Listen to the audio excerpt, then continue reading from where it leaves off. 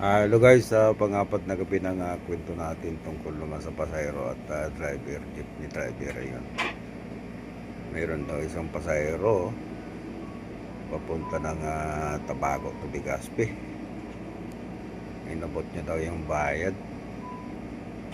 Tapos maya tumanong yung driver, saan galing to?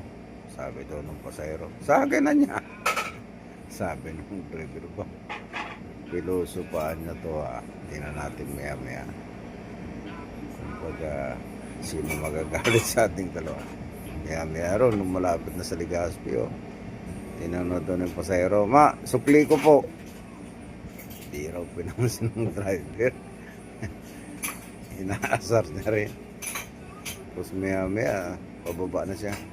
Ma, yung sukli ko po, pababa na po ako Magkano ba niya yung Legazpi? Tabaco to Legazpi. Sabi daw ng driver, bakit niya? Bibilin mo niyang Tabaco to Legazpi.